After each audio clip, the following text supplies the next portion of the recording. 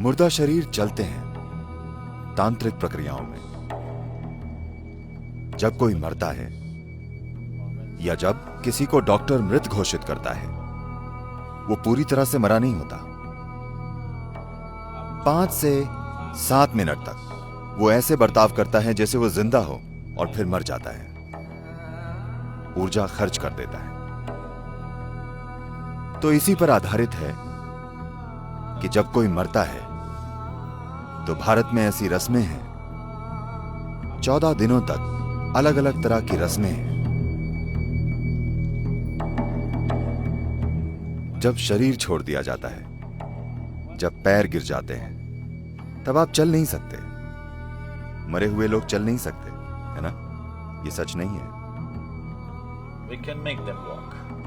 हम उन्हें चला सकते हैं। भारत के तांत्रिक विज्ञान का पूरा संबंध इसी से है, मरे हुए इंसान को चलाना। मुर्दे चलते हैं तांत्रिक प्रक्रियाओं में। ऐसा कई बार हुआ है, लेकिन एक बार इतिहास में इसे रिकॉर्ड किया गया है। एक योगी थे, उनके जैसे कई हुए हैं और आज भी हैं। एक योगी थे जो ऐसे थे, उनकी उस चीज पर महारत थी जिसे सूर्य स्पर्श कहते हैं। इसका मतलब है स्पर्श। ओके। संपर्क, छूना, संपर्क या छूना। तो यह सूरज के स्पर्श की तरह है। योग का एक प्रकार है जिसे सूर्य स्पर्श कहते हैं। तो उन्होंने उस पर महारत पाई है। वे एक बोंग थे। बोंग मतलब एक बंगाली। तो वे वाराणसी में रहते थे और वे नियमित रूप से अपने गुरु के पास जाकर इसके अलग अलग चरण सीखते थे और इस पर चरण दर चरण महारत पा रहे थे। तो कई बार उन्होंने इसे सबके सामने प्रदर्शित किया कि अगर आप एक पक्षी लाएं, एक मरा हुआ पक्षी जिसे सभी ने जांचा हो कि वो वाकई मरा हुआ है, मरने का नाटक नहीं कर रहा है, एक वाकई मरा हुआ पक्षी, अगर वो पिछले 3 घंटों में मरा हो, वो सख्त हो गया। 3 घंटों में पक्षी सख्त हो जाते हैं। शरीर का कड़ापन पक्षियों में काफी जल्दी होता है मनुष्यों की तुलना में, क्योंकि एक पक्षी के शरीर का तापमान, पक्षियों के शरीर का तापमान मनुष्य के शरीर के तापमान से बहुत ज्यादा अधिक होता है। तो जिस तरह से ये ठंडा होता है और जैसे कड़ापन आता है, वो पक्षी के शरीर में कहीं जल्दी होता है मनुष्य की तुलना में। तो पक्षी के मरने के 3 घंटों के बाद अगर आप उसके पास पक्षी लाते थे एक साधारण मैग्नीफाइंग ग्लास से,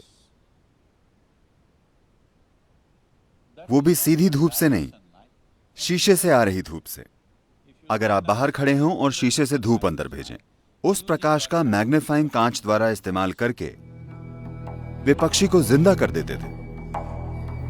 वो बोलता था, उठ बैठता था, चलता था और उड़ता था। वो कुछ देर आसपास उड़ता था और फिर से गिरकर मर जाता था। तो लोगों ने पूछा, आप इसको जीवित क्यों नहीं कर सकते? उसने कहा, मैं इतना ही जानता हूं, मेरे गुरु ऐसा कर सकते हैं, मैं अभी सीख रहा हूं। लेकिन वे अब तक लगभग 70 साल के हो चुके थे। तो उनका दुर्भाग्य था। ऐसा हुआ कि एक 7 साल का लड़का, एक वहीं के इस्लामी कब्जा हो चुका था, एक मुस्लिम राजा का बेटा जो 7 साल का था, किसी अनजान बीमारी से मर गया। तो उन्होंने उस आदमी के बारे में सुना था जो पक्षियों को जिंदा कर देता था। वे उसके पास आए और बोले, Come and try. And our king's son. आओ और हमारे राजा के बेटे पर आजमाओ। एक चीज थी कि वे अपने देवता की मौजूदगी के बाहर कभी ये कोशिश नहीं करते थे। उनके पास एक छोटे देवता और एक मंदिर था। मंदिर के बाहर वे ऐसी चीजें कभी नहीं करते थे। वे उसे सिर्फ मंदिर में ही करते थे। वे बोले, मैं अपने देवता की नजरों से दूर कभी ऐसी चीज नहीं करूंगा। उन लोगों के लिए देवता की कोई कीमत नहीं थी। उनके हिसाब से यह मूर्ति पूजा है। वो एक ऊर्जा रूप है जो उन्होंने बनाया था और उसके साथ वे काम करते थे। वे बोले, अरे ये देवता, हम इसे ले जाएंगे, हम इसे महल ले जाएंगे। उन्होंने कहा, नहीं नहीं, इन्हें आप हिला नहीं सकते। फिर बोले, हिला सकते हैं, और देवता को उठा लिया। फिर रोने लगे, ऐसा मत करो। जब उन्होंने देवता को उठाया और जब उन्हें खींचने लगे, तब योगी बोले, मैं नहीं आऊंगा, मैं ऐसा नहीं करूंगा, मैं ये नहीं करूंगा। वे तब गुस्सा हो गए जब वे लोग देवता को उठाकर खिलौने की तरह बाहर ले जाने लगे। वे बोले, मैं आपके राजा के बेटे को जिंदा नहीं कर सकता। अगर मुझे आता भी होता, मुझे नहीं आता, लेकिन मुझे आता होता तब भी मैं नहीं करता। तब वे उन्हें बालों से खींचते हुए राजा के पास ले गए और वे बोले, मैं ये नहीं करूंगा। तो उन्होंने उनके वहीं टुकड़े कर दिए। और जब ये सब कुछ हो रहा था, तब उन्होंने देवता को गिरा दिया और वो टूट गया। और उनके कुछ शिष्य थे जिन्हें वे सिखा रहे थे, वे सब उन्हीं के साथ खत्म हो गया। लेकिन इसे स्पष्ट रूप से रिकॉर्ड किया गया है बहुत जिम्मेदार लोगों के द्वारा कि वाकई कई बार उन्होंने ऐसा किया कि वे एक मरे हुए पक्षी को, जो 3 घंटों से ज्यादा पहले मर चुका है, उसे वाकई खड़ा कर देते हैं और वो उड़ने लगता है काफी लंबे समय तक, यानी 1 घंटे से ज्यादा तक। और वे बार बार कहते थे कि मेरे गुरु इस पक्षी को जिंदा कर सकते हैं, इसे पूरी जिंदगी दे सकते हैं, वो जितना भी समय हो। और मेरे गुरु इंसान के साथ भी ऐसा कर सकते हैं। ऐसे बहुत से योगी हुए हैं। दक्षिण भारत में एक और योगी थे। So usually they don't… This is a kind of a fringe yogi, this bird yogi. This is a fringe yogi, this is not the mainstream. वे मुख्य धारा के योगी नहीं थे, ये एक मुख्य धारा के योगी थे। तो लोग उनके पास आशीर्वाद के लिए आते थे और उनके आसपास चीजें होती थी। वे कर्नाटका में रहते थे, दक्षिणी पश्चिमी कर्नाटका में, या दक्षिणी कुलेकाल के पास कहीं। और लोग उनके पास इकट्ठा होते थे। एक बार ऐसा हुआ, एक युवा लड़का मर गया। माता पिता उसे लेकर आए और बुरी तरह रोने लगे। तो उन्होंने उनकी हालत देखी और उन्हें शायद ये पता चला कि इस लड़के का मरना शायद जरूरी नहीं था, ये किसी हद तक एक दुर्घटना है। तो उन्होंने अपनी उंगली डुबाई। उनके पास एक ऐसा दिया था। ये आमतौर पर होता है, कोई भी योगी जो ऐसी प्रक्रियाएं करते हैं, उनके पास एक दिया होता है, तेल का दिया। तो उन्होंने तेल में अपनी उंगली डुबाई और उसे मरे हुए लड़के के मुंह में डाला, मरे हुए लड़के के मुंह में। और वो लड़का कुछ देर बाद जिंदा हो गया और बिल्कुल ठीक हो गया। जब कोई मरता है या जब किसी को डॉक्टर के द्वारा मृत घोषित किया जाता है, वो पूरा मृत नहीं होता। मृत्यु धीरे धीरे होती है। अगर आप पहले से ही इसके बारे में न जानते हो तो वो महिला कहां है, उन्हें पता होगा, पादरी की बेटी। कोई मुर्दों का प्रबंध करने वालों का बेटा या बेटी है? कोई नहीं है। आप शायद पहले से ही जानते हो, आप में से कई लोग, कि किसी व्यक्ति के मरने के बाद 11 दिनों तक, निश्चित रूप से, और ज्यादातर 14 दिनों तक, उंगलियों के नाखून बढ़ते हैं, बाल बढ़ते हैं। आप जानते हैं? आप में से कितने पहले से जानते थे? तो क्योंकि मृत्यु धीरे धीरे होती है, चरण दर चरण होती है, ये अभी पूरी नहीं हुई है। जीवन प्रक्रिया का निकलना इस पृथ्वी के टुकड़े से धीरे धीरे होता है। सभी व्यवहारिक अर्थों में जब सब कुछ रुक जाता है, फेफड़े रुक जाते हैं, दिल रुक जाता है, तो वे आपको मरा हुआ घोषित कर देते हैं, लेकिन अभी नहीं। तो इसका इस्तेमाल करके कि जीवन की प्रक्रिया अब भी चल रही है, आप उसे फिर से जागृत कर सकते हैं और सिस्टम को सक्रिय कर सकते हैं। It is by using this that the tantrics have dead bodies walking. इसी का इस्तेमाल करके तांत्रिक मुर्दा शरीर को चलाते हैं। और ये बहुत असाधारण बात नहीं है, ये काफी साधारण है।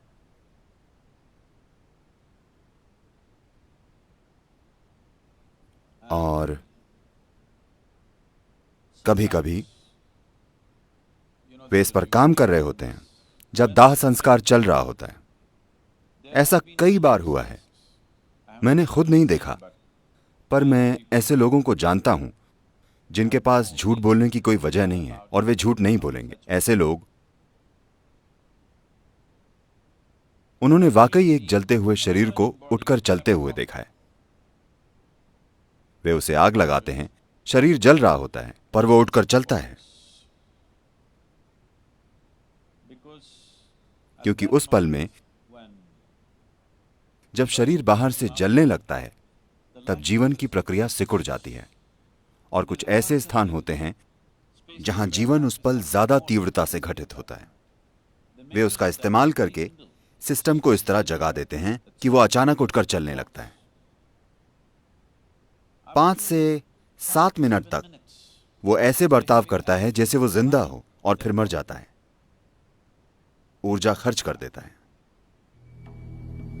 तो ये इसी पर आधारित है कि जब कोई मरता है तो भारत में ऐसी रस्में हैं, 14 दिनों तक अलग अलग तरह की रस्में हैं, और दुर्भाग्य से काफी हद तक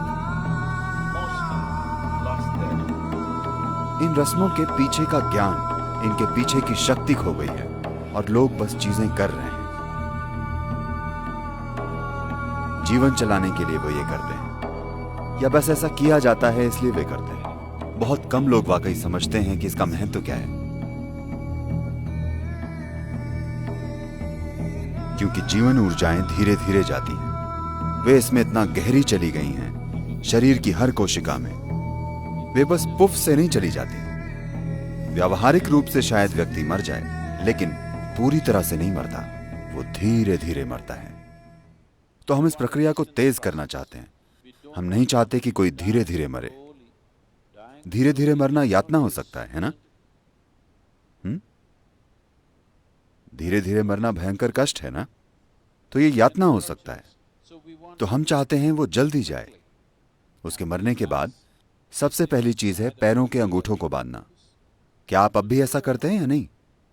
अंगूठों को बांधना, क्योंकि अगर आप अंगूठे ना बांधें तो शरीर के निचले हिस्से से जीवन अंदर आने लगेगा।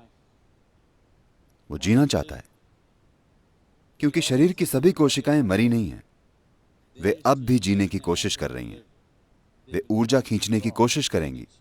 जब वे ऊर्जा खींचने की कोशिश करेंगी तो कुछ शक्तियां शरीर में घुसेंगी। आप नहीं चाहते कि आपके प्रियजन के साथ ऐसा हो, तो जैसे ही वो मरता है आप अंगूठे बांध दें। अब कोई बाहरी सहारा नहीं होगा, वो काफी जल्दी जाएगा। अगली चीज है, आप उसे पानी से धो दें, क्योंकि जब आप मृत व्यक्ति को धोते हैं, जब आप जीवित होते हैं और कोई आपको नहलाना चाहता है और आपके चेहरे पर पानी डालता है, आपको लगता है आपको परेशान किया जा रहा है। जब आप बच्चे थे, आपकी मां आपको नहलाती थी, क्योंकि हम शावर का इस्तेमाल नहीं करते थे बल्कि पानी डालते थे, तो वे हमेशा आपके सर पर ऐसे हाथ रखती थी ताकि पानी यहां ना आए और आप परेशान ना हो। लेकिन कोई और नहलाता था तो वे बस पानी डाल देते थे और बच्चे ऐसे करते हैं, हाँ या नहीं? तो अगर आप बस चेहरे पर पानी डालें तो ये मृत व्यक्ति पानी से परेशान हो जाता है। अगर कोई भी छोटी सी गतिविधि हो रही है तो वो रुक जाती है। तो गरिमा से जीना और गरिमा से मरना बहुत महत्वपूर्ण है। मृत्यु कोई अजीब विषय नहीं है जिसके बारे में हमें बात नहीं करनी चाहिए। ये यहीं मौजूद है, हम सभी के लिए आगे बढ़ रही है ना? धीरे धीरे परिपक्व हो रही है। एक दिन ये पूर्ण हो जाएगी। ऐसा लंबे समय के बाद होने दीजिए, लेकिन फिलहाल ये परिपक्व हो रही है ना?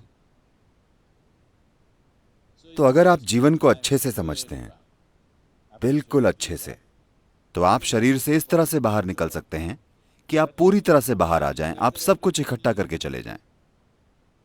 अगर आप इस तरह से जाएं तो हम आपको दफनाएंगे। हम आपके शरीर को नहीं जलाएंगे क्योंकि हम आपके ऊपर लकड़ी बर्बाद नहीं करना चाहते। आप पूरी तरह से चले गए हैं, कोई जल्दी नहीं है। हम आपको 1 या 2 दिन रखने के बाद जला सकते हैं। तो मैं कह रहा हूं, ये एक ऐसी संस्कृति है जहां हम जीवन और मृत्यु को बिल्कुल अच्छी तरह से समझते थे और उन्हें वैसे संभालते थे जैसे उन्हें संभाला जाना चाहिए। पहले 14 दिनों में आप बहुत मदद कर सकते हैं मृत व्यक्ति की। ये संस्कृति, ये विज्ञान इस देश में एक बड़े तरीके से विकसित हुआ, पर फिर भ्रष्ट हो गया। तो जो एक बहुत ही सुंदर विज्ञान था, वो व्यापार बन गया और व्यापार भ्रष्टाचार बन गया। तो आज अगर आपके घर में कोई मरता है तो आप उन लोगों के पास जाते हैं जो कहते हैं वो कुछ करेंगे और कहेंगे आपके दादा दूध पीना चाहते हैं, एक गाय दीजिए। 1 लीटर दूध नहीं, एक गाय। बारिश हो रही है, आपके दादा को छतरी चाहिए, छतरी दीजिए। आपके दादा कांटों पर चल रहे हैं, उन्हें चप्पल चाहिए। देखिए, आप अपने दादा के बारे में चाहे जो भी जानते हो या ना जानते हो, आप एक चीज जरूर जानते हैं कि वे अपना शरीर यहीं छोड़कर चले गए। जब वे अपना शरीर ही छोड़कर चले गए तो छतरी, कपड़े, चप्पल, ये ठीक नहीं है, हाँ? लेकिन दुर्भाग्य से ये ऐसा हो गया है। तो हम फिलहाल एक प्रक्रिया के द्वारा लोगों को ट्रेनिंग दे रहे हैं ताकि वे इस तरह की सेवाएं दे सकें। लेकिन आपको कभी भी इसे अपना काम नहीं बनाना चाहिए, बस एक सेवा की तरह। अगर आप भेंट करना चाहते हैं तो हम आपको ये चीजें करने की ट्रेनिंग दे सकते हैं, बिल्कुल ठीक से। ये बहुत ही महत्वपूर्ण चीज है जीवन में। ये एक बहुत ही महत्वपूर्ण पहलू है। जब कोई अपना शरीर खो देता है तो पूरी तरह से लाचार हो जाता है। उसे मदद चाहिए और उसकी मदद की जा सकती है, लेकिन अशुद्ध और भ्रष्ट हाथों से नहीं। कोई इंसान जो परवाह करता हो, कोई इंसान जिसमें इसकी जरूरी समझ हो। अगर आप ऐसी चीजों से गुजरना चाहते हैं, ऐसी ट्रेनिंग से, तो ये उपलब्ध है। हम अपने खुद के दाह संस्कार स्थान भी शुरू करने वाले हैं।